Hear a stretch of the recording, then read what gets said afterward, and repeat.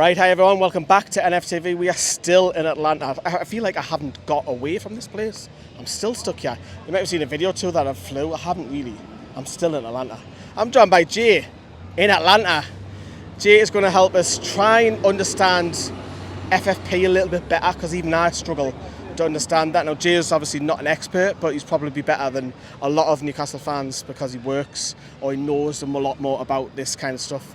Is probably a proper way to describe that. But right, okay, the first one I want to throw at you, Jay, is why can't we just go crazy and spend 200 million this summer? Well, there are limits. No matter how much money, you might have 40 billion in the bank, but there are rules about how much you can spend at a time. Those are currently based on two sets of regulations. Old school financial fair play, we all know FFP, but there is a new regulation on the horizon for Europe called the Financial Stability Regulations. And a good way to think about them is to think about the old system said you could spend this much, but you would just have a lot of calculations and a lot of inputs and a lot of room to maneuver things around. Yep. The new system says you can only spend this much, and it's much clearer the amount that you can actually spend, right? So there's only 3 categories, everything goes in, and so it's just a different way to think about that. And right now, those two things are kind of colliding. That's why Newcastle has a lot of money in the bank through our owners, which is amazing, but we have to follow the rules, and both of them may apply in England and Europe. And that's why it's very difficult to say without insider information where we really are. But if you go over the limits and get caught, the penalties are extreme. Well, we'll soon find out what happens to Man City on that. But is it based over the last 3 years? Different things for the way FFP used to work. But FSR, the future, especially for the European competitions, is focused on 1 year. And it's off your, I don't know how you say it in Europe, but your top line revenues, yeah, right? And this was decided originally to be phased in 3 phases, allegedly starting at 90% of your top line, then 80%, then 70% to be done over 3 years.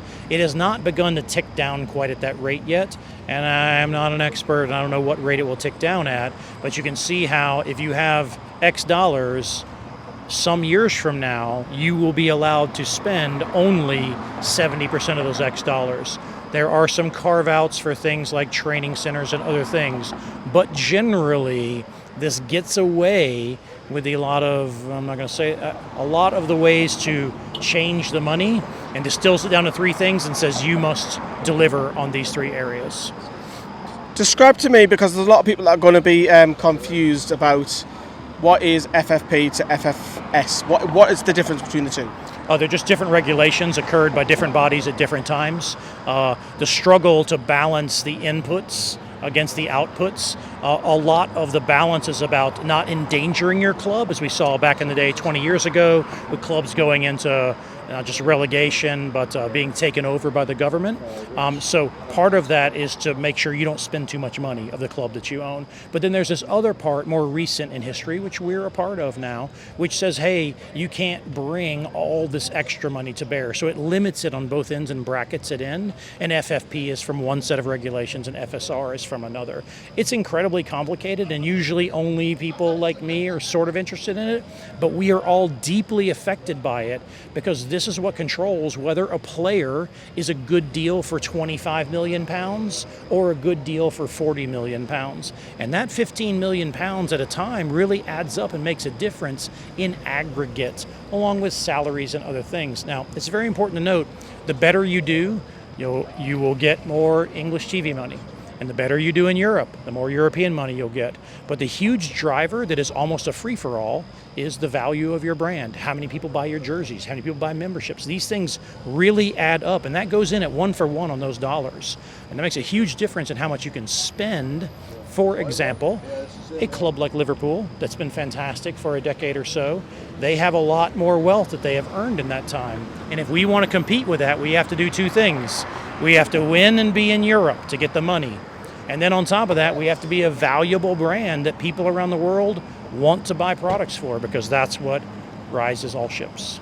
Yeah, you talked about there in terms of obviously going far in the Champions League, that money, the Salah deal, of course, which helped, and obviously the Castore deal, which will be changed next summer. Of course, that'll help have extra revenues in. There's two things. I'll come on. The first thing you mentioned there is the player trading, because we've seen it. A lot of talk has been with saint-maximin, or we can't go and buy. We need to get rid of saint-maximin first. And Eddie Howe's talked about that, saying, we have to get rid of saint-maximin. Unfortunately, he doesn't want to go, but we can't, sell a player unless he goes. We can't buy a player. Sorry. And then we've seen saint-maximin join Al Ahly, and then we've seen Harvey Barnes come in. Because Newcastle, except from Chris Wood and John Joe Shelby, haven't done much trading. That's right. Are you going to see now a lot more of it in the club, that there's a lot more trading happening? I couldn't really say. That's up to Dan more than anybody else, right? But I expect him to understand this. And because we have not made a lot of sales, especially high value sales, the money has to come from somewhere. So if we're not generating that value through sales, that's being some other way. So I'm in the didn't want ASM to go camp myself. Never did that. Right? Because, and by the way, he earned the right to stay here. He earned the right, and if he wants to go, that's fine. But these are decisions really above you and I, Lee. But the question... He didn't want to go, did he? The question you have to ask yourself is, did we get good? Ultimately, among the crucible of the financial realities of FFP and financial stability, is that a good deal? And the truth of the matter is, if you get more than the market value for a player, one might describe that objectively as a good deal. It's a question of whether or not if you get 40 and then spend 30, well, if that 30 is worth 50 or 60, then that's a magnificent deal. But ultimately, there are limits on the amount of money that we can spend for our roster. And no one knows except the insiders. They just don't know. We do not know, truthfully, what it really is worth. We can all speculate, but that's just speculation. Do you think a lot of journalists speculate because there's that much saying, FFP, Newcastle have to sell before they buy? Are they just not in the loop, despite them having the title of a journalist? I couldn't speak to that. I'm not a journalist, and I'm certainly not involved in that.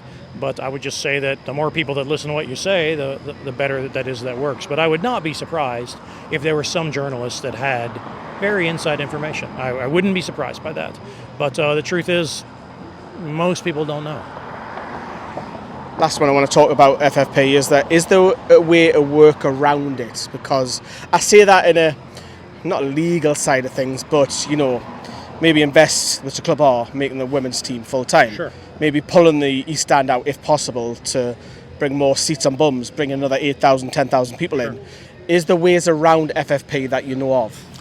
You can Google it. You can Google FSR, Financial Stability Regulations, and you can read them. I've read them. They're actually not that long. And you will see how it divides the income. And ultimately, as long as the income goes into those categories, it is what it is. If there were 100,000 seats at St. James, which there are not going to be, but if there were, those ticket sales would go into the pool. And if the women's program, being more successful, sells more Newcastle United jerseys, that goes in the pool. It all adds up, and it can't be as easily manipulated as it could before. So it will go in those directions for sure. I expect us to maximize those things because remember, it's a funnel, and ultimately the bigger we can make the funnel, the more of the wealth of our owners that can be brought into the club.